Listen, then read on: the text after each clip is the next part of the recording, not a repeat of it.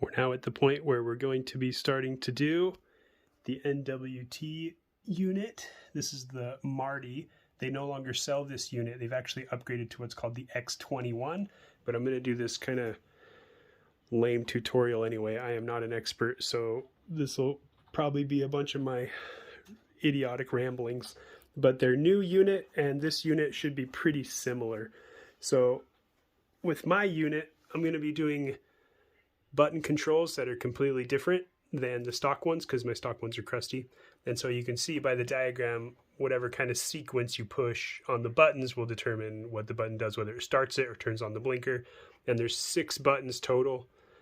I didn't really pick this color. It was kind of what they had left in stock. They were having a sale last December, and I thought to just jump on it and get what they had left. Because it's pretty cheap. I think full price was only like $270, which isn't too bad. What it came with was just the unit, this 10-pin connector wire, and the 2 controls. This wiring that I got that I'm going to be replacing on my motorcycle came from 4R Customs wire, and it's all 18 gauge GXL wire. It's supposed to be really good and heat resistant, and they had free shipping.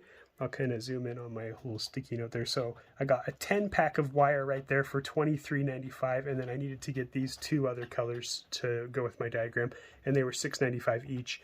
So for, $35, wasn't too bad to get all the wiring I'm going to need for my motorcycle. And when I got with NWT, I got them pictures of the wiring diagrams from my specific bike, and I took a bunch of pictures of the components I have on there, which everything is completely stock on my motorcycle.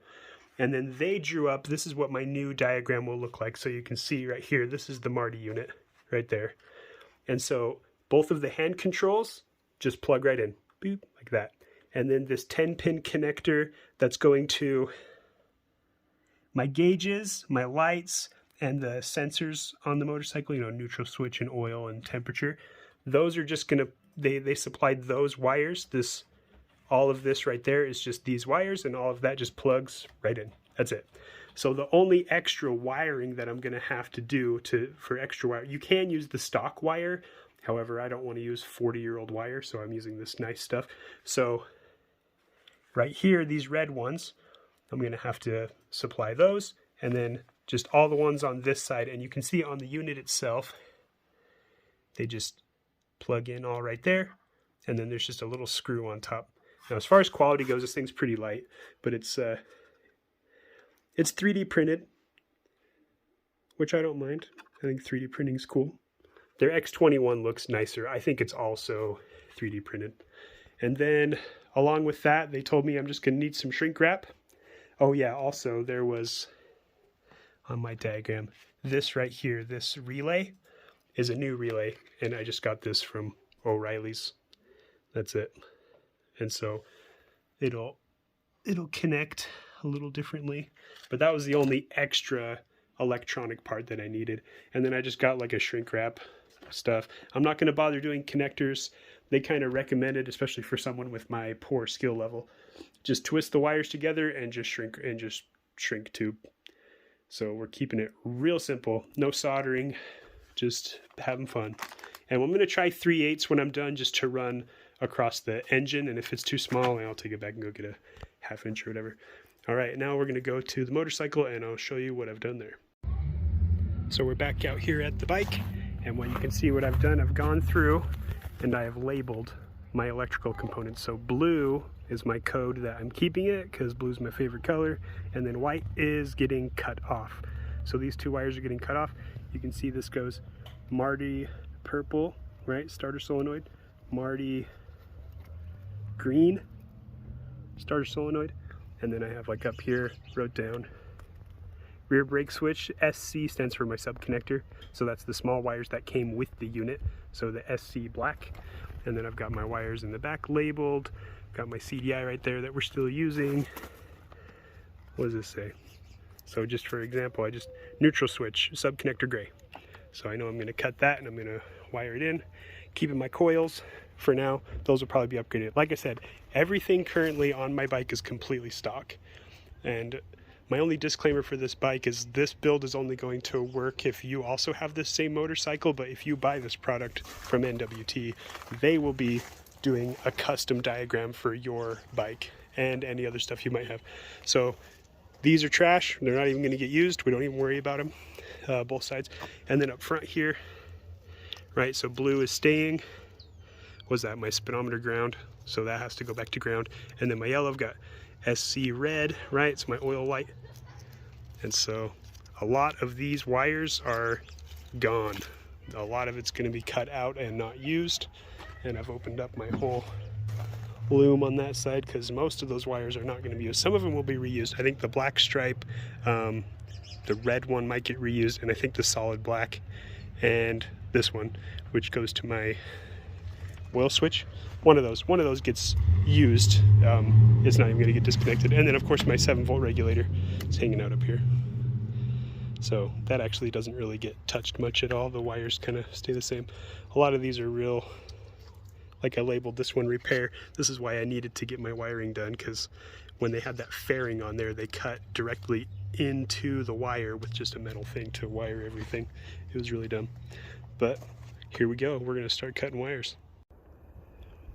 Alright, so here's where I'm at. So all of these wires down here with the reg rec and battery and starter solenoid, I'm going to keep all that wire loom the same. It's going to come up and pop out right there.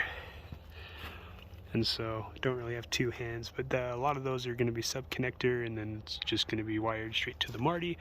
And then, oh, that one's the sub-connector one for the rear brake. A lot of this wiring was so redundant. Like that rear brake would go all the way up to the front and all the way up to the back, but right there it's just going to connect right to the Marty. So it's going to be, or to the sub connector. It's going to be so much better.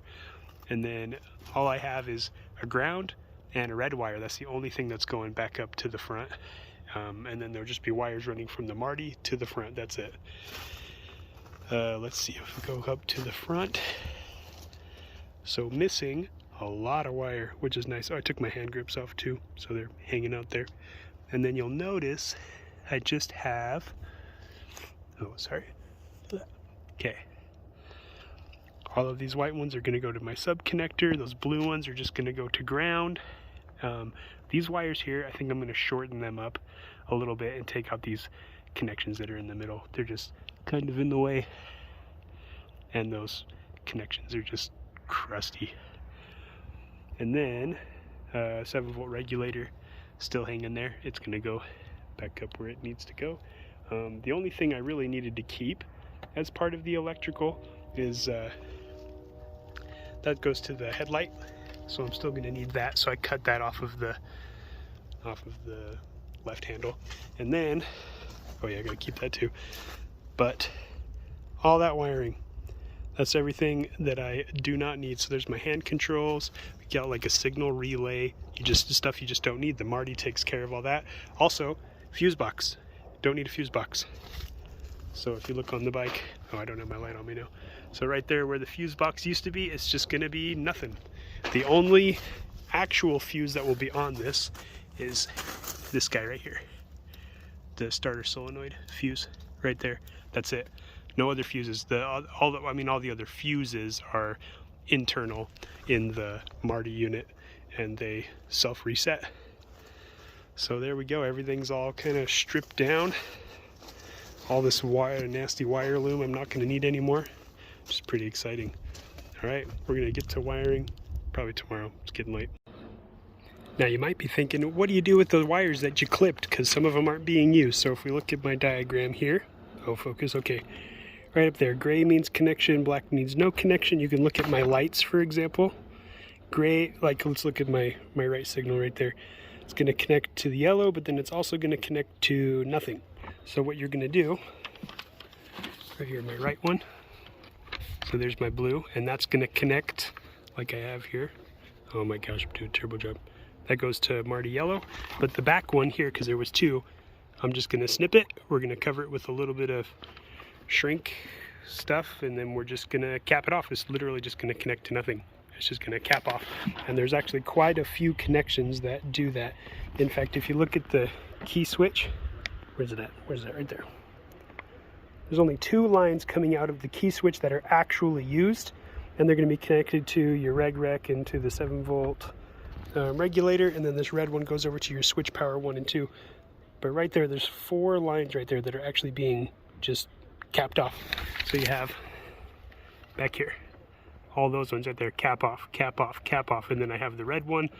I did cap off, or I did have to cut the black one because that was the one that was damaged, and that's just like I have labeled. It's 7-volt reg and switch power are going to connect to this, and then connect back up to my. If I can get this to start, it's kind of windy today. Right there, you can see there's a gray dot that means connection, and that's going to connect. So there's actually 2 18-gauge strands right there. I know it says 1. NWT said if you use a larger gauge, then you can just use 1. You could just connect it right there and use 1. But since I had bought all 18-gauge wire, I'm just going to run 2. And they said that's perfectly fine. So yeah, like I said, this diagram is custom to my build. And so if you do get an X21, because again, they don't do the Marty system anymore, it's just called the X21, you could have something similar. Clean up all that wiring. Okay, we're going to get started, maybe running some wires. So here's where I'm at right now. I got the new switches plugged in, right? I got 1, 2, and then there's a 3rd switch. Reach it with your index finger, click, click. Oh my gosh, focus on my hand, not the gravel, right? Right there. So this one actually feels really good. I can click it really easy. The other side, I kind of have to reach over. So this is new. It's just a real cheap one off of Amazon, because you have to remember this and the old buttons were all integrated into one. Oh my gosh, learn how to record. We're all integrated into one housing, and so that's no longer the case, so you do have to get a new push-pull. So I can reach that with my thumb. It's not too bad. I mean, it's a line there. My brake doesn't hit it at all, so that's good. I also did get this off of Amazon, like the cheapest one. I don't recommend it though. I had to put in bolts and whatnot. And then the boot there is already kind of ruined. It'll work. It's just brakes, right? I've got 2 of them. So yeah, I like that. Now I've got my wires routed here, so they'll both connect up there. They dive down, one on that side, one on this side. They'll kind of come underneath and then through here. And I'm actually going to attach my Marty unit onto the side of the airbox, because I'm not getting rid of my airbox, at least not for a long time, because I'm going to run this bike like a somewhat stock looking and with the side cover on. Let's see if I can get that on. There's going to be plenty of room, so I can put these wires right through there, not getting pinched off. I tried to put them through here, but they do get a little pinched. And then my other wires I can run right behind here and up into here, and then others all the way through. So yeah, I think that'll work real nice. There's tons of room over here, and it's just unutilized space. And then the other one fell out, but you can see these connectors just plug right in. That's it. That's all you do. All you have to do is attach them up to the bars, run the lines down, plug them in. That's it. The Marty takes care of the rest. Super easy. Let's keep going. Now the method I'm going to use to secure my wiring is we're just going to cross them. See if you can see that. And then we're just going to kind of do an overhand knot and kind of cross it over that way, cross this one over this way. There we go. Smash it all together. That way we can pull on it a little bit. It's not really going to go anywhere. And then I've already got my shrink tube on right there. So then we'll just finagle that onto there. And we're going to heat shrink that bad boy with a heat gun. Now if you get to a spot with a couple more connections, so this black one is my 7-volt reg, this black one back here is going to my key switch, this black one is a new one coming from, well, it's just an extension off of the an existing wire on the regular rectifier, and then these 2 red are the 2 that are coming from switch power from the Marty unit. So I just connected these 3 together, connected these 2 together, and I'm just making a bigger knot and using a bigger piece of shrink tube. Alright, we're back over at the Marty unit, so we're going to start working on the sub connector. Again, this just plugs right in, that's it. And then there's kind of 2 branches. The white, purple, black, gray is going to go to rear brake. It's going to go to neutral switch. It's going to go to, not temp, oil pressure switch. And there's one more I can't remember right offhand. But then this rainbow one is going to go all the way back up to the front.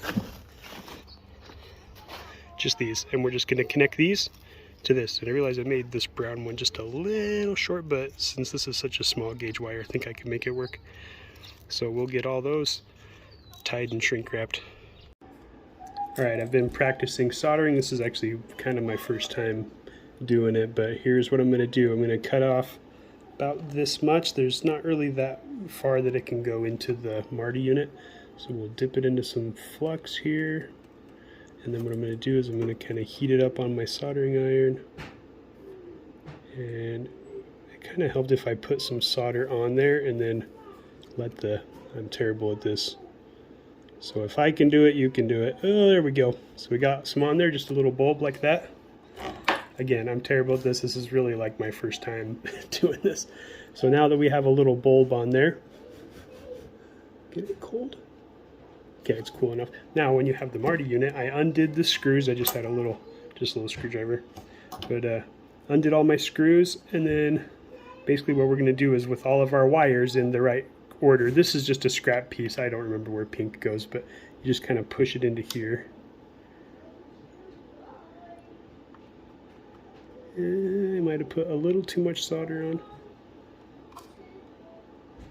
Okay, you shouldn't have to push that hard. I did a little too much solder, so I'll have to redo that one. But what you're going to do is going to go right into there, and you're just going to screw it down. That's it. And they recommend soldering on these parts because it's going to give that little connector inside there a little more to grab onto. That way they can't pull out. If it's just the wires, I think they can pull out a lot easier than if you have like a ball of solder on there, but not that much solder. So I'm going to keep practicing. I get a little better at it every time I do it. I have a couple little like that one I was practicing on, and this old wire. We will get this. So here's my setup. I'm coming along.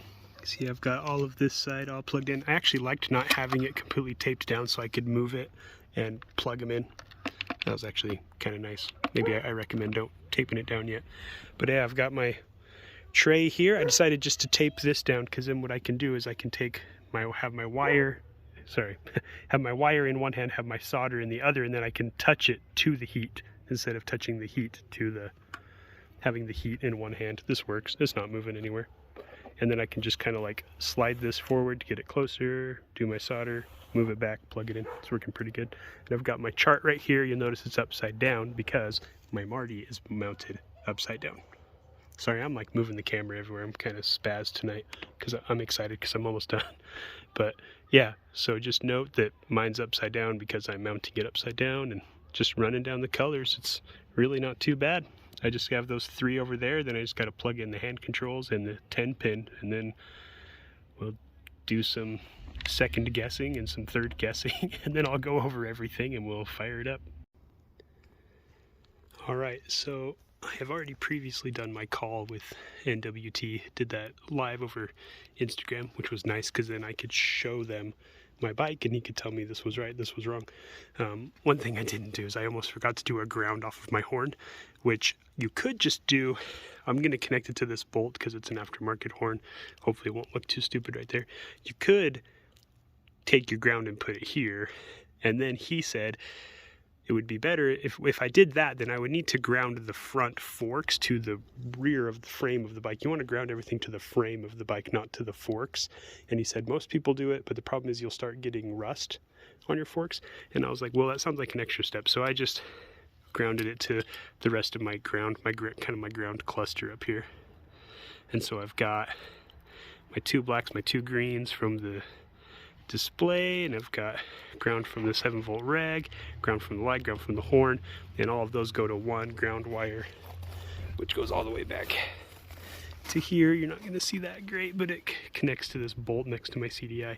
And then the grounds from my rear lights, I just scratched off the paint underneath there, sprayed some anti-corrosion, and I just connected, there's 3 for all 3 of the lights back there.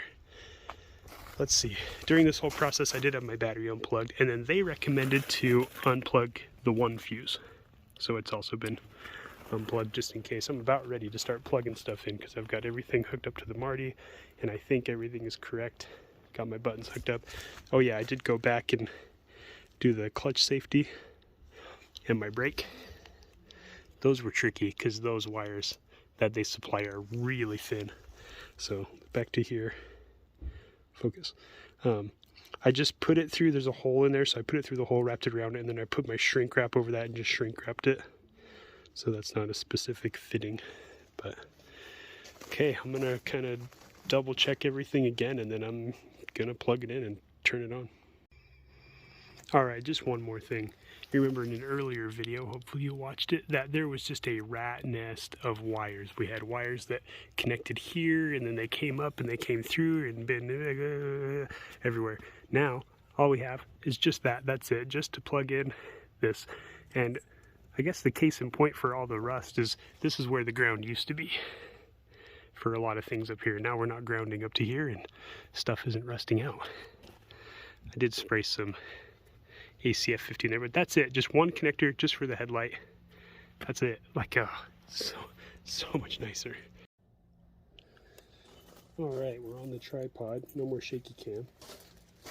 And we'll see if I start a fire. Okay, here we go. Hey. All right, look at that. So I did flash my dash light. Sorry, you're gonna get a little bit shaky cam. So there we go. Those are working. I got to do a little bit of button roulette, so, and I got to set this where it was. Okay, so since I have custom buttons now, so this front button, if I tap it once, it'll go auto flash to pass. Okay, that didn't do anything. 2 tap is high-low beam. Nothing. And master headlight on and off. That's a problem. Let's try the front buttons. Tap left, button 1.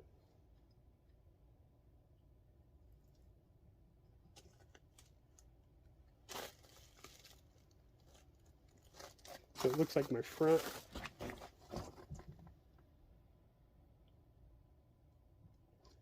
back one is going really bright, but my front one is not. I mean, some of this could be because I'm running solely off a battery. And if I do a long press, that was long press. But I'm pressing the left one and I got the right one. So what I gotta do is switch those wires, which is honestly no big deal.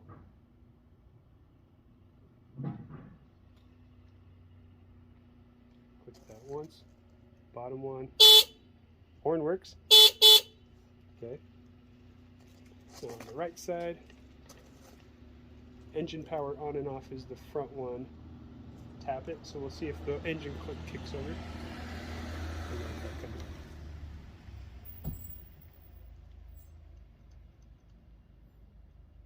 Oh, engine power on and off. That's if it's actually on. So we'll try to hold the red button down here.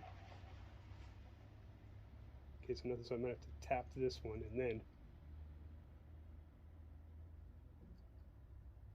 I wonder if I don't have enough battery power. I might have to charge the battery and try this again. Long push the top one. Yeah, so my lights are reversed, which is fine because I can switch that out at the Marty. I can just switch those 2 turn signal wires. If it's going back here, that's good. And my dash is going to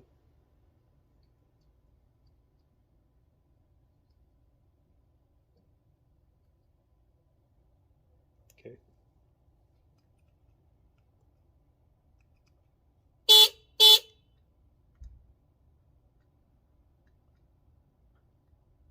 Okay, well, we'll figure this out. Some stuff is working. All right. Well, I'm still happy. Oh, we didn't check brake light. Okay. All right, so brakes are working. There's the front brake and then rear brake. So front and rear brake are working. All right. And there's my dash, but I can't get that high beam to turn on. I also can't get that to turn off. All right, well, we'll do some troubleshooting and see what we can't figure out. So it's still doing a couple of goofy things, but I did want to show you some stuff that is working. So right when you turn on the key, Gives you a couple flashes and it's on. Just kind of cool. When I push when I click this one once, you can see like this one is really dim. My right side is working just fine. So it turned off because when you click it once, it just is supposed to blink 5 times. And then you notice it was showing wrong up here. So I'm actually going to have to switch those wires, which is no big deal. Now, the starter doesn't work, right? That's because you have to click the top one first. So you click it, then you come down here. It did it before. Come on, don't make a liar out of me.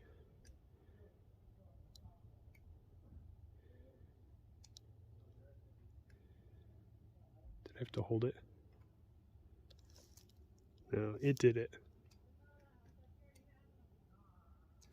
How'd it go? Did I need to put the clutch? Okay. Click this again. Yeah, we'll see. I had it going, but okay, I'll have to troubleshoot what I did differently, but I did end up turning it off, turning it on, turning it off again, tested the hazard lights. Click that 3 times. There you go. My front lights are not doing hazard, but my rear ones are.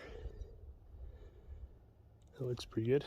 And then to turn that off, you just go 1, 2, 3. Turns off. Okay, and then I did click the front button, and then if I hold this, now I don't have a gas tank or any gasoline, but that is a lot more responsive than the old button was, which, you know, my hypothesis was correct that those old buttons were just janky and crusty. I mean, same with the horn. I don't want to be too loud because my kids are sleeping right there, but I mean, as soon as I push it, that horn goes off. Like that old button, I had to like wiggle it and wiggle it and wiggle it to get it to do anything. But, oh yeah, I did test this, so put it into first. Light goes off, right? I'm in first gear, then go up in neutral. Boom, light back on.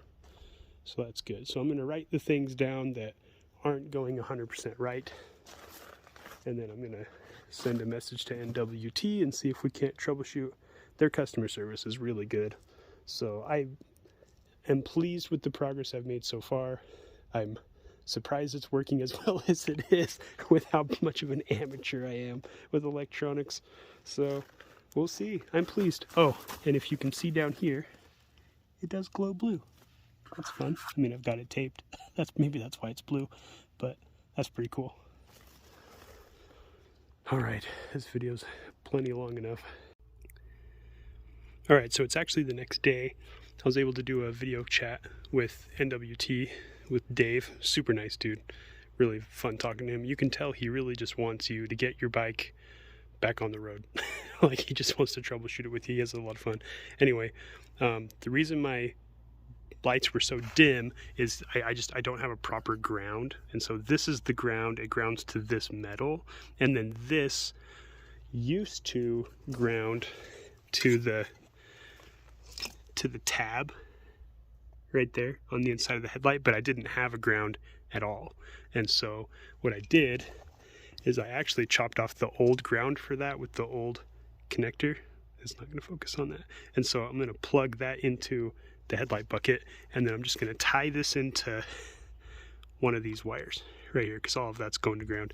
I only need one wire to go to the headlight anyway, so I can just snip one of those and tie that into there. Let's see, the other problem I had was the buttons.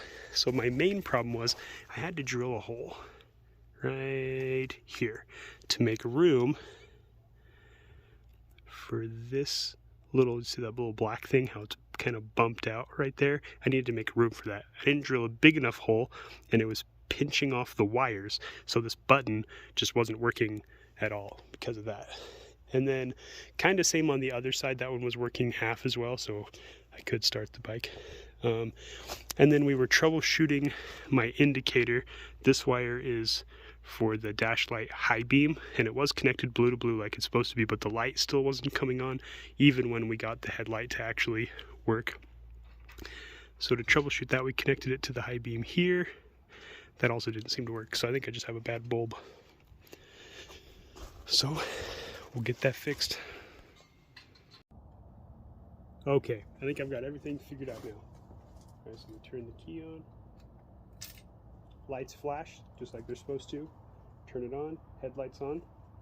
So now I drilled the hole out over here to like 5/16. So here we go. If I click it once, oops, get a little passing flash, and the tap is really quick. That was my problem.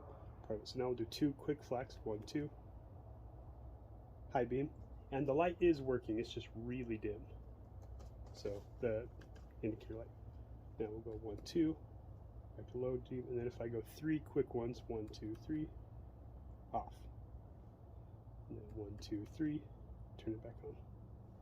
And then the up one, if I tap it really quick, so go tap, it'll flash like 5 or 6 times, and my indicator's correct. I did fix it in there. There you go, turn it off.